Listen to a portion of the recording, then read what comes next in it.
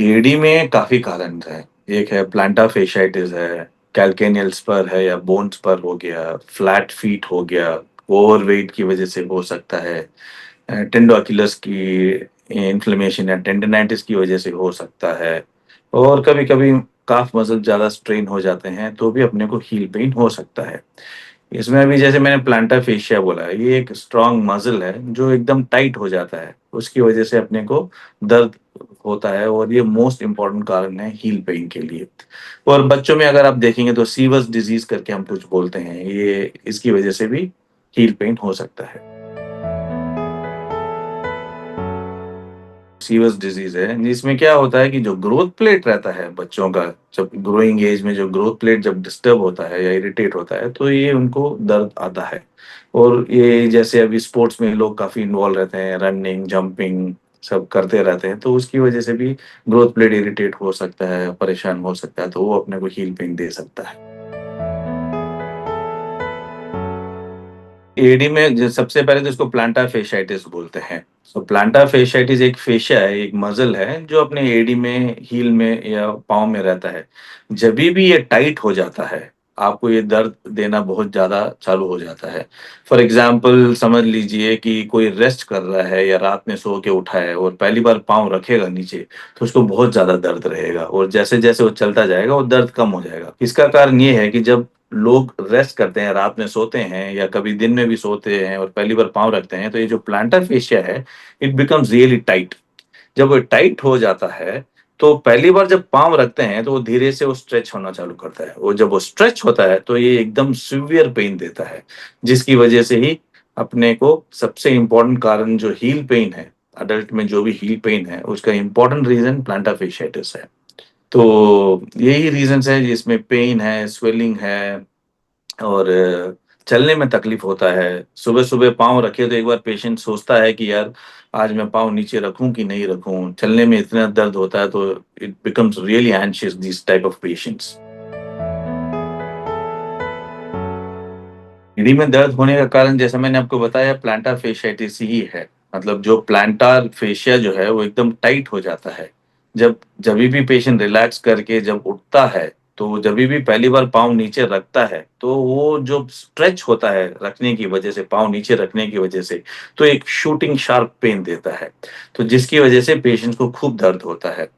और ये plantar fascia heel pain it's not only plantar fasciitis की वजह से ही नहीं होता है, there are other reasons also जैसे आप कैल्केनियल स्पर है या बोन स्पर हो गया जिसमें एक्स्ट्रा बोन ग्रोथ होता है।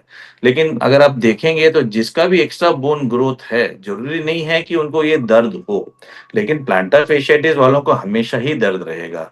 कभी-कभी जो टेंडो अकिलस पेशेंट है, जिनका इन्फ्लेमेशन हो जाता है, जो हील के पीछे में एक मसल है, एक टेंडन है जो अटैच होता है।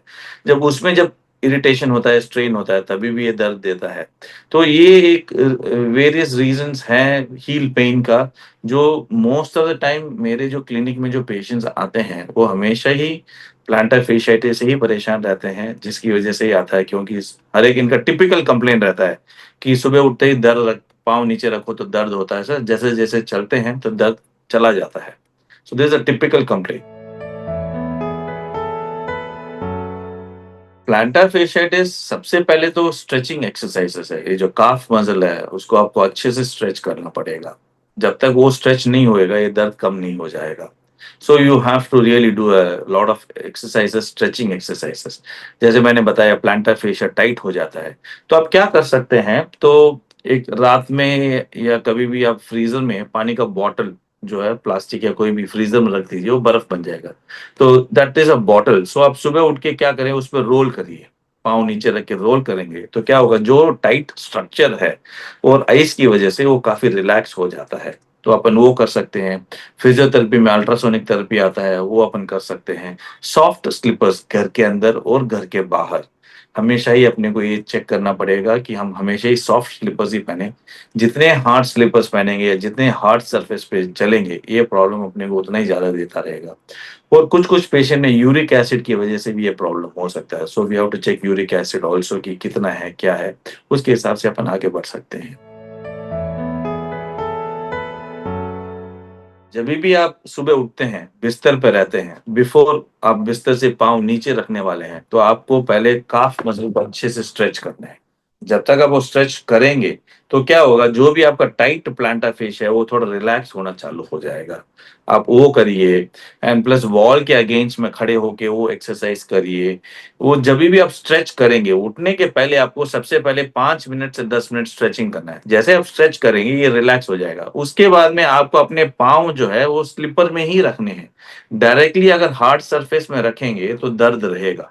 तो आपको क्या करना है, आपको सॉफ्ट स्लीपर्स है या शूज़ पहनते हैं, तो सॉफ्ट कुशन वाले ही जो चीज़ है, वो यूज़ करें ताकि आपका वज़न और जो धरती का या जिस पे फ्लोर पे हार्ड सरफेस पे आप रखते हैं, तो ये एरिया सैंडविच नहीं हो जाए। तो जभी भी ये आपस में जब हार्ड सरफेस में आप पाँव रखेंगे, तो ये दर्द देगा। इसीलिए हम हमेशा ही बोलते हैं कि आप सॉफ्ट स्लीपर्स में ही पैर रखिए। 5 to 10 minutes of stretching exercise is more than enough. आपको ज़रूरी नहीं कि 1-1 घंटा आपको करना है। और जितना फ्रीक्वेंटली करेंगे, उतना आपके लिए अच्छा है। और जभी भी आप रेस्ट करके उठो, चाहे दोपहर में सो के उठे हैं या कभी भी आप रेस्ट करके उठो या खाली बैठ के उठते हैं, तभी भी ये दर्द दे सकता है। तो you always think of stretching it and then moving around. हर एक पेशेंट को तो इनिशियल स्टेज में जब दर्द होता है तो डॉक्टर से आके मिलने की आवश्यकता है नहीं। वो कुछ घर पे ही कुछ देसी दवाई कर सकते हैं। 2-3 हफ्ते तक अगर दर्द कम नहीं पड़े तो आप आके मिल लीजिए। जभी भी आपको लगे कि ये जब सुबह सो के उठते हैं जैसे आपने बताया कि दर्द रहता है, तब आपको आके मिलना पड़ेगा। आप अपना वज़न डाल के खड़े नहीं हो पा रहे हैं, then you have to come and meet. अब फिज़ियोथेरेपी कर लिया, ये सब एक्सरसाइज़ कर लिए, यूरिक एसिड का भी चेक कर लिए, सॉफ्ट स्लीपर्स भी पहन लिए, अल्ट्रासाउंड भी करवा लिए, फिर भी कम नहीं होता, then we have option of giving a steroid injection, वो दे सकते हैं। प्लेटलेट रिच प्लाज़्मा इंजेक्शंस दे सकते हैं। ये सब काफ़ी अच्छा रिज़ल्ट देते हैं। वो अपने को ट्राई करना होगा।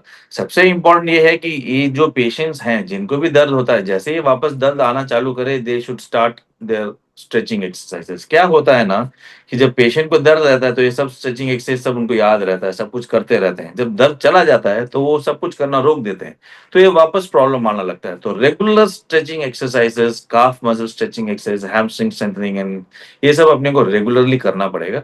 इनके बावजूद भी अगर ठीक नहीं होता तो then we can think of a steroid injection है, वो दे सकते हैं या पीआरपी इंजेक्शन है, प्लेटलेट रिच प्लाज़्मा, वो अपन दे सकते हैं।